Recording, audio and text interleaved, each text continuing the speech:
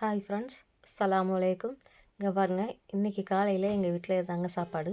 இது என்னன்னாக்கா தேங்காய் பால் சேமியா. நாங்கள் பால் சேமியான்னு சொல்லுவோம். இது தேங்காய் பால் சேர்த்து செய்கிறதுனால தேங்காய் பால் சேமியா. இது சாப்பிட அவ்வளோ டேஸ்ட்டாக இருக்கும், அவ்வளோ ருசியாக இருக்குங்க. இது வந்து எங்கள் வீட்டில் எல்லாருக்குமே பிடிச்ச ஒரு ஐட்டம். இதோடைய டேஸ்ட் வந்து நம்ம தேங்காய் பால் எல்லாமே சேர்த்து செய்கிறதுனால அவ்வளோ ஒரு டேஸ்ட்டாக இருக்கும். இங்கே பாருங்கள், இதுக்கு தேவையானது நமக்கு சேமியா எவ்வளோ தேவையோ இது வந்து நான் ட்ரூ சேமியா தாங்க எடுத்திருக்கேன். எடுத்து நம்மளுக்கு ஒரு அளவில் உடச்சி அப்படியே வச்சுருக்கிறேன். அதுக்கப்புறம் வந்து ஒரு தேங்காய், நல்லா பெரிய தேங்காயை பால் இழுக்கிறதுக்கு நல்ல முத்தின தேங்காயாக ஒரு தேங்காய். அதுக்கப்புறம் தாளிப்புக்கு வந்து முந்திரி பருப்பு, இது வந்து திராட்சை பழம், அது கிஸ்மிஸ் பழம்னு சொல்லுவோம்ல அது, 3 ஏலக்காய், ஒரு பட்டை தாளிக்கிறதுக்கு. அதுக்கப்புறம் வந்து நெய்யுங்க. இது எங்கள் வீட்டில் இருக்கிற நெய் தான். இதெல்லாம் நம்மளுக்கு வந்து ரொம்ப ஜாமான்லாம் அதுக்கு சேர்க்க வேண்டியதில்லை. இப்போ வந்து சேமியாவை நம்ம நல்லா தண்ணியை கொதிக்க வச்சு அதில் உப்பு சேர்த்து வேக வச்சுருவோம். அதாவது நம்ம அந்த தண்ணியில் வந்து வெது வெதுப்பான தண்ணியில் சேமியாவெலாம் போட்டோம்னாக்கா அப்படியே வந்து கட்டி கட்டியாக போடையில் வந்து கட்டி கட்டியாக பிடிச்சி போயிடும். அதுக்காக நம்மளுக்கு வந்து சாதம் வடிக்கிறதுக்கு அரிசி போடுறதுக்கு பாருங்கள், வைப்போம், கொதிக்குதுன்னு சொல்லுவோம்ல, அந்த அளவுக்கு தண்ணிக்கு நல்லா கொதிக்கையில் அந்த சேமியாவை போட்டு நம்ம கரண்டியால் கிண்டி விட்டோம்னாக்கா அப்படியே அந்த கட்டி கட்டியாக பிடிக்காமல் நல்லா உதிரி உதிரியாக இருக்கும். இது வந்து எப்படி வேக வைக்கணுன்னாக்கா ரொம்ப வந்து நல்லா வேகக்கூடாது. அதாவது குழஞ்சி போயிடும்னு சொல்லுவோம்ல, அந்த மாதிரி குழஞ்சி போச்சுன்னா இதோடைய சேமியாவுடைய டேஸ்ட்டே சாப்பிட்றதுக்கு நல்லா இருக்காது. நம்ம இதை வந்து அடிக்கடி செக் பண்ணணும். ஏன்னா போட்டு நம்ம வந்து ரொம்பவும் கொலைய வச்சுட்டோம்னா இதோடைய இது அப்படியே கொலண்டு போயிடும். அதுக்காக நம்ம வந்து வெந்துருச்சா பார்க்க இப்போ வந்து அரை பக்கம் வந்து வெந்திருக்குது. இது ஒரு 3/4வாசி வேக வச்சு எடுத்துக்கிறானுங்க. அதாவது நம்ம அந்த பாஸ்மதி அரிசி பாருங்கள், நம்ம இப்படி நான் உடச்சி பார்க்கையில் உடையும்ல, 3/4 பங்குன்னு சொல்லுவோம்ல, அது மட்டும் 3/4 பங்கு வெந்திருக்கணும். இப்போ பாருங்கள், எடுத்து பார்க்குறேன். இப்போ வந்து நல்லா 3/4 பங்கு வெந்துருச்சு. இங்கே பாருங்கள், நம்ம உடைக்கையில் வந்து சேமியா இப்படி 2ஆக உடையுது பாருங்கள். இந்த அளவுக்கு இருக்கணும். ரொம்ப குழஞ்சிருச்சுன்னா நம்ம இப்படி எடுத்து நசுக்கி பார்க்கையில் வந்து அப்படியே மாவு மாட்டம் நசுங்கி போயிடும்.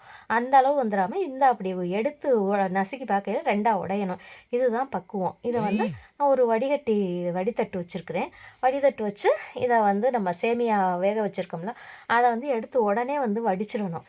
இல்லாட்டி அப்படியே அந்த தண்ணியிலே வச்சிட்டோம்னா குழஞ்சி போயிடும். அதுக்காக நம்ம உடனே வடிச்சிருவோம். உடனே வடிச்சிட்டு என்ன பண்ணணும், நம்ம நல்ல தண்ணி இருக்குல்ல, பச்சை தண்ணி, அதாவது நம்ம குடிக்கிறோம்ல, அந்த பச்சை தண்ணினாக்கா அதுக்காக தண்ணி என்ன பச்சை கலரில் இருக்குது இல்லையேன்னு யாரும் கேட்டுறாதீங்க. நம்ம புழங்குறோம்ல அந்த தண்ணி தாங்க. எடுத்து இதை ஊற்றிடணும்.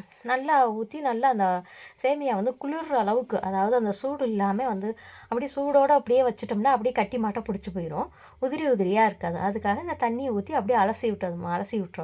அலசி விட்டு நல்லா தண்ணியை வடிய வச்சிடணுங்க.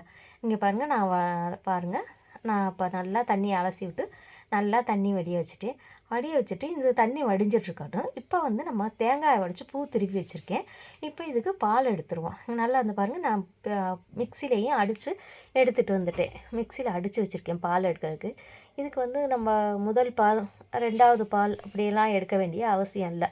நம்ம வந்து நல்லா அந்த தேங்காய் பூவில் உள்ள நல்லா சக்கையில் இருக்கிற பால்லாம் வர்ற அளவுக்கு நம்ம நல்லா இறுக்கி புழிஞ்சிடணும். இங்கே பாருங்கள், நான் இப்போ எடுத்துகிட்ருக்கிறேன். இதை ஃபஸ்ட்டு டைம்ங்கிற இதோட பாருங்க, இப்போ நல்லா நெருக்கி புழிஞ்சிட்ருக்கேன். இப்போ புழிஞ்சு எடுத்துகிட்டு இதை திருப்பியும் கொஞ்சம் தண்ணி ஊற்றி மிக்சியில் போட்டு திருப்பியும் ஒரு தடவை அடிச்சிடுவேன். திருப்பியும் பால் புழிஞ்சு எடுத்துட்டோம்னா நமக்கு எந்த அளவு பால் தேவையோ அதே அளவு நம்ம எடுத்துக்கிறணும்.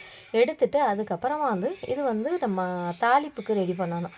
இங்கே பாருங்கள், இப்போ நல்லா புழிஞ்சு நம்மளுக்கு எந்த அளவு தேவையோ அந்த அளவுக்கு தேவையான தேங்காய் பால் எடுத்துட்டு இதை வந்து அப்படியே வந்து ஊற்றிடக்கூடாது. இதுக்கு வந்து தாளிப்பு கொடுக்கணும். இப்போ வந்து ஒரு பாத்திரம் அடுப்பில் வச்சு சூடான உடனே நம்ம தாளிப்புக்கு எவ்வளோ தேவையோ 2 ஸ்பூன் நெய் எடுத்து போட்டுப்போம். இங்கே பாருங்கள், நான் இப்போ 1 ஸ்பூன் போட்டேன். அடுத்த 1 ஸ்பூன், ஏன்னா நம்ம அதுக்கு வந்து நெய்யில் தான் தாளிக்கணும். அதுக்காக நெய் போட்டிருக்கோம்.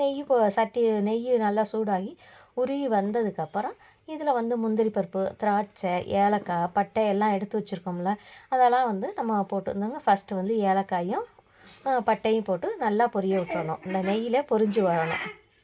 இப்போ ஏலக்காய், பட்டையெல்லாம் நல்லா பொரிஞ்சு வந்துருச்சு. பொரிஞ்சு வந்ததுக்கப்புறமா வந்து நம்ம எடுத்து வச்சுருக்க முந்திரியையும் போட்டுருவோம். முந்திரி பருப்பையும் போட்டுட்டு அதுக்கப்புறமா திராட்சையும் போட்டுட்டு நல்லா வறுத்து விடணுங்க. அதாவது நல்லா அந்த நம்ம எடுத்து அந்த முந்திரி பருப்பு, திராட்சை பழம் இதெல்லாம் வந்து நல்லா பொரிஞ்சு வரணும் நெய்யில. இங்கே பாருங்கள் பொரிஞ்சு வருது. அந்த திராட்சை பழம் பாருங்கள் குண்டு குண்டாக நல்லா உப்பி வந்திருக்குது பாருங்கள். இந்த பக்குவம் வந்ததுக்கப்புறம் முந்திரி பருப்பும் நல்லா செவந்துருச்சு. இந்த பக்குவம் வந்ததுக்கு அப்புறமா நம்ம எடுத்து வச்ச தேங்காய் பால் அதில் சேர்த்துடணும். தேங்காய் பால் சேர்த்ததுக்கப்புறம் இப்போ இதை வந்து தேங்காய் பால் வந்து ரொம்ப சூடு வர விடக்கூடாது, கொதி வரக்கூடாது. ஏன்னா ரொம்ப சூடு வந்து கொதி வந்தால் அந்த தேங்காய் பால் வந்து திப்பி திப்பியாக அப்படியே தெரிஞ்சது மாட்டம் வந்துடும். இப்படி வெது வெதுன்னு சூடு வரையில் நம்ம என்ன பண்ணிடணும், நம்ம எடுத்து வச்சுருக்கோம்ல இந்த சேமியா, இதை எடுத்து இந்த தேங்காய் பாலில் சேர்த்துருவோம். இங்கே பாருங்கள் எப்படி உதிரி உதிரியாக நான் கையில் தான் எடுத்து போடுறேன். இங்கே பாருங்கள் எப்படி உதிரி உதிரியாக இருக்குது பார்த்தீங்களா, ஒத்தையாக உதிரியாக இதே போல் தாங்க உதிரி உதிரியாக இருக்கணும். நம்ம வந்து கொலையை விட்டுட்டோம்னா அப்படி பிசு பிசுன்னு போயிடும். அதுக்காக தான் நம்ம வந்து முக்கால் வயசு வெந்ததுக்கு அப்புறம் நம்ம வடித்து பச்சை தண்ணியும் ஊற்றி நல்லா ஆற வச்சிடுறது. இப்போ தேங்காய் பாலில் சேர்த்துட்டோம். தேங்காய் பாலில் சேர்த்து நல்லா கிண்டி விடுவோம். கிண்டி விட்டுட்டு இதுக்கு இப்போ உப்பு போதுமான்னு பார்த்துக்கோங்க. ஏன்னா சேமியாவில் நம்ம உப்பு போட்டிருக்கோம், தேங்காய் பாலில் வந்து உப்பு போடல. நம்ம இதுக்கு தேவையான உப்பு போடணும். ஏன்னா உப்பு இல்லாத பண்டம் குப்பை இல்லைன்னு சொல்லுவாங்கள்ல. எதாக இருந்தாலும் உப்பு கரெக்டாக இருக்கணும். ஒன்றும் உப்பு கரெக்டாக இருந்தால் தான் ஒன்று கூட போயிடுச்சுனாலும் அந்த சாப்பாடு சாப்பிட முடியாது, உப்பு பத்தாமல் இருந்தாலும் அதை சாப்பிட முடியாது. நம்ம கரெக்டான அளவு என்னன்னு பார்த்து உப்பு போட்டுருவோம். உப்பை போட்டுட்டு இதுக்கப்புறம் வந்து நம்ம இதுக்கு இனிப்புக்காக நம்ம சர்க்கரை நாங்கள் வந்து நாட்டு சர்க்கரை சேர்ப்பாங்க. ஆனால் நாட்டு சர்க்கரைலாம் வந்து கலர் மாறி போயிடும். நாங்கள் வந்து ஜீனி தாங்க, வெள்ளை சர்க்கரை, அதாவது ஜீனின்னு எங்கள் ஏரியாவில் ஜீனின்னு தான் சொல்லுவாங்க. இந்த ஜீனியை சேர்த்து நல்லா கிண்டி வச்சிட வேண்டியதாங்க. இவ்வளோதான் இதோடைய வேலை. ரொம்ப இதுக்கு டைமும் எடுக்காது, ரொம்ப தேவையான பொருட்களும் தேவைப்படாது. ஆனால் சாப்பிட அவ்வளோ டேஸ்ட்டாக இருக்குங்க. சேமியா சாப்பிட மாட்டேங்கிற பசங்களுக்கெலாம் இது மாதிரி செஞ்சு கொடுத்தீங்கன்னா இது டேஸ்ட்டுக்காகவே பசங்க எல்லாருமே விரும்பி சாப்பிடுவாங்க. எங்கள் வீட்டில் காலையில் இதுதாங்க சாப்பாடு. நான் சொன்ன இதே பக்குவத்தில் நீங்களும் இதே மாதிரி சேமியா செஞ்சு சாப்பிட்டு பாருங்கள். இதோட டேஸ்ட்டு எப்படி இருக்குதுன்னு பாருங்கள். உங்கள் சேமியா சாப்பிட மாட்டேங்கிற உங்கள் பசங்களுக்கு இதே போல் சமைச்சு கொடுங்க. அவங்க எப்படி விரும்பி சாப்பிட்றாங்கங்கிறத இதை சமைச்சு கொடுத்துட்டு அது எனக்கு கமெண்ட் பாக்ஸில் சொல்லுங்கள். இதோடைய டேஸ்ட்டு வந்து தேங்காய் பாலோடு சேர்த்து சாப்பிடல. ஆனால் ப்ரெஷர் உள்ளவங்களுக்கு தேங்காய் பால் அதிகமாக சேர்க்கக்கூடாது. எங்கள் வீட்டுக்காரங்களுக்கு நாங்கள் ப்ரெஷருங்கிறதுனால தேங்காய் பால் சேர்க்க மாட்டோம். இதில் கொஞ்சம் தனியாக எடுத்து வச்சு மாட்டுப்பால் சேர்த்துருவோம். எங்களுக்கு வந்து தேங்காய் பால் தாங்க, மாட்டுப்பாலை விட தேங்காய் பால் தாங்க டேஸ்ட்டு அவ்வளோ அருமையாக இருக்கும். இதே போல் நீங்களும் சமைச்சு சாப்பிட்டு பாருங்கள். சாப்பிட்டு பார்த்துட்டு இதோடைய டேஸ்ட் எப்படிங்கிறத எனக்கு கமெண்ட் பாக்ஸில் சொல்லுங்கள். இந்த பதிவு உங்களுக்கு பிடிச்சிருந்துச்சுன்னா எனக்கு சப்ஸ்கிரைப் பண்ணி சப்போர்ட் பண்ணுங்கள். நான் இதே போல் இன்னும் சமையல் வீடியோ நிறைய வீடியோவில் போட்டுக்கிட்டு தொடர்ந்து நான் வரோம். பாருங்கள், பார்த்து எனக்கும் சப்போர்ட் பண்ணுங்கள். ஏன்னா எனக்கு தெரிஞ்ச சமையல்களை நான் எடுத்து சமைச்சு வீடியோ போட்டுட்ருக்கேங்க. இந்த சேமியாவுடைய அதாவது தேங்காய் பால் சேமியா இதோடைய டேஸ்ட் எப்படிங்கிறத சமைச்சு பார்த்துட்டு எனக்கு கமெண்ட் பாக்ஸில் சொல்லுங்கள். அஸ்ஸலாமு அலைக்கும்.